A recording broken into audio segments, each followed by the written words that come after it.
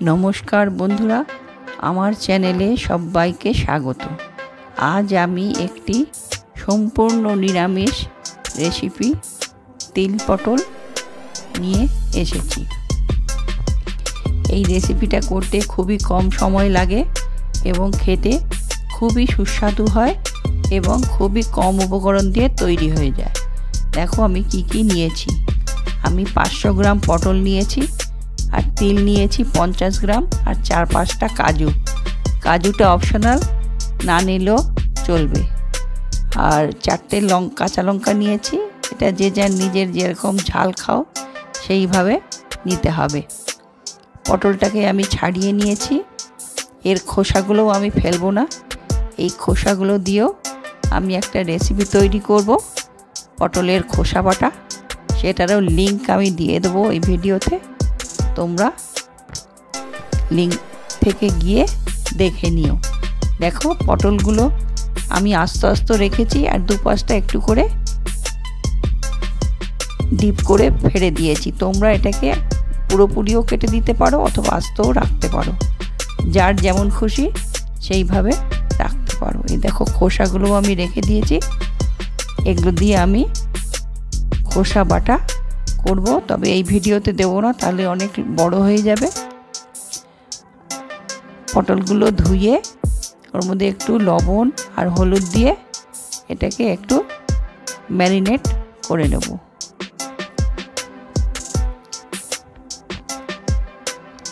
দেখো করা হয়ে গেছে। এইবার কড়াইতে তেল দিলাম পরিমাণ মতন।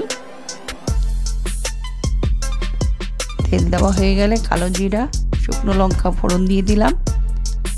এটা ভালো মতন ভাজা ভাজা হয়ে গেলে গন্ধ বেরোবে, তখন যে ম্যারিনেট করা পটল আছে সেগুলোকে সব দিয়ে দেবে।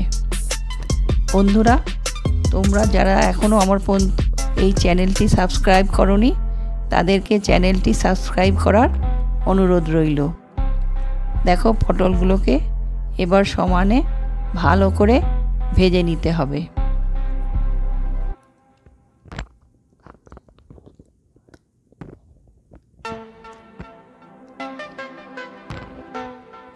হাই টু মিডিয়াম লোতে পটলটাকে ঢাকা দিয়ে সমানে ভেজে নিতে হবে। আর এর মধ্যে ততক্ষণে যে তিলটা আছে ওই তিলটাকে একটা পেস্ট করে নাও। আমার তিল পেস্ট করা হয়ে গেছে। দেখো পটলগুলো অনেকটাই একদম লাল করে ভাজা হয়ে গেছে।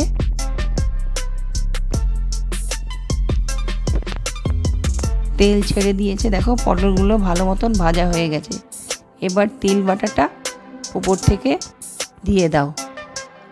এবার আবার ভালো করে নেড়ে দাও।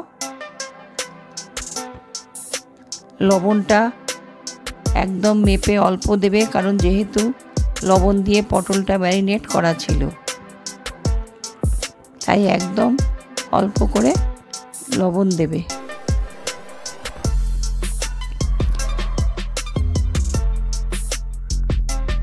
এবার মিক্সিটার মধ্যে আরেকটু জল গুলিয়ে দিয়ে দিলাম।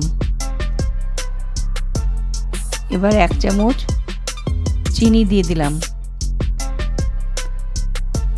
এবার হালকা হাতে আস্তে আস্তে নাড়ো। গ্যাসটাকে সিম করে দাও।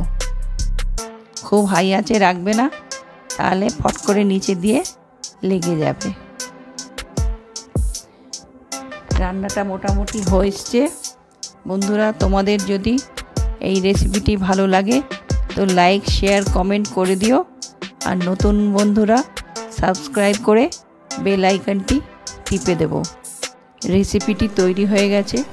গরম ভাতের সাথে পরিবেশন করুন।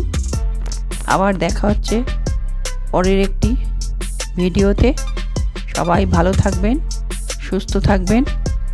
ভিডিওটি সম্পূর্ণ দেখার জন্য আপনাদের অসংখ্য ধন্যবাদ। সবাই ভালো থাকবেন। নমস্কার।